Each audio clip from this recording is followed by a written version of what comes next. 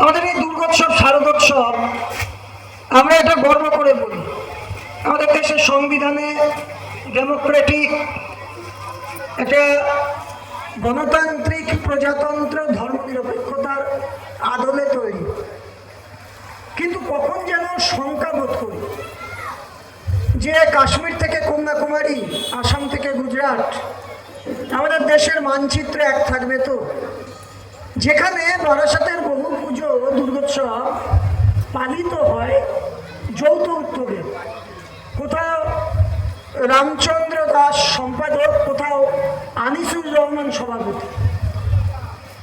ঈদের দিনে যেমন সিমুই খেতে আমাদের হিন্দু একজন পরিবারের সদস্য যায় ঈদের দিনে, তবু সেরকমই বিজয় দশমীর দিন আমাদের হিন্দুদের মাকে প্রণাম করতে আমার বন্ধু মুসলিম উপস্থিত হয়। এটাই তো দেশ, এটাই তো ভারতবর্ষ। এই দেশকে অখণ্ড রাখার ক্ষেত্রে দাঁড়িয়ে নানা প্রতিবন্ধকতা সৃষ্টি হচ্ছে। ধর্ম তো কোনো বিশেষ ধর্ম নয়, যার যার ধর্ম তার কাছে। কেউ আল্লাহ বলে ডাকেন, কেউ ভগবান বলে ডাকেন, কেউ গির্জায় তারা উপাসনা করতে যান, কিন্তু সকলেরই লক্ষ্য এক, তার আরাধ্য ধর্মীয় যে শক্তি, সেই শক্তিকে আবাহন জানানো। কিন্তু কখন যেন এগুলো ভাঙতে শুরু করেছে, আর এই ভাঙার সময় দাঁড়িয়ে আমাদের সকলে ঐক্যবদ্ধ হতে হবে। আমাদের বাংলার ঐতিহ্য, পরম্পরা, আমাদের ইতিহাস, এই ইতিহাসকে অক্ষুণ্ণ রাখা, রক্ষা করা, এবং তার প্রধানতম হাতিয়ার হচ্ছে আমাদের এই শারদোৎসব।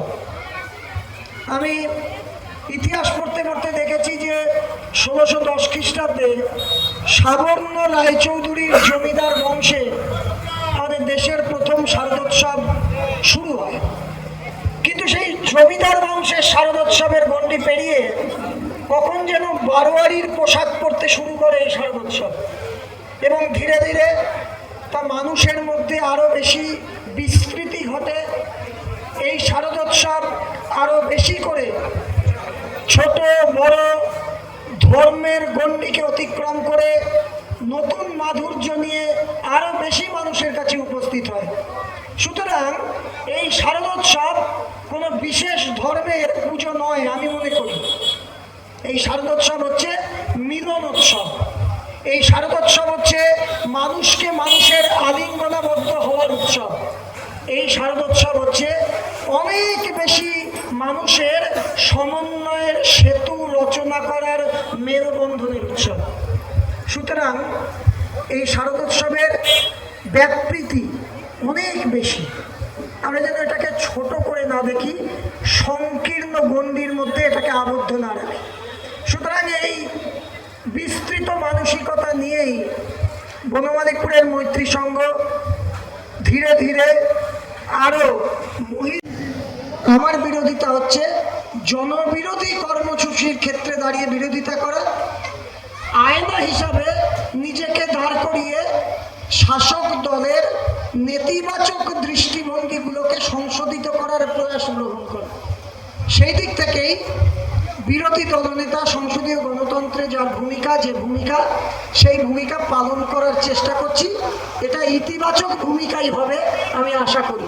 সুতরাং আমি আবারও এক সুরে বলবো যে আমাদের প্রিয় শহর বারাসাত, ঋষি বঙ্কিমচন্দ্র চট্টোপাধ্যায়ের বারাসাত, মহাত্মা কালীকৃষ্ণ মিত্রের বারাসাত, ঈশ্বরচন্দ্র বিদ্যাসাগরের পদচারণায় অনুরণিত বারাসাত, পীর একদিল শাহের এই 1 মাস কাটানোর বারাসাত, এই বারাসাতকে আমরা সকলে মিলে ভালোবাসি। আরেকটু 35 জন কাউন্সিলর এই বারাসাতকে রক্ষা করতে পারে না যদি আপামর নাগরিকেরা নিজের মতো করে বারাসাতকে না ভালোবাসতে পারেন। সুতরাং আসুন সকলে মিলে আজকের এই মঞ্চে আমরা এই শপথ গ্রহণ করি। এই মঞ্চের বিশেষত্ব একটাই যে দল, ধর্ম, মত, জাতি নির্বিশেষে মিলেমিশে একাকার হয়ে যায় এই ধরনের ক্লাব সংগঠনের মঞ্চ, বিশেষ করে শারদোৎসবের মঞ্চ। আপনারা ভালো থাকুন, নমস্কার জানাই।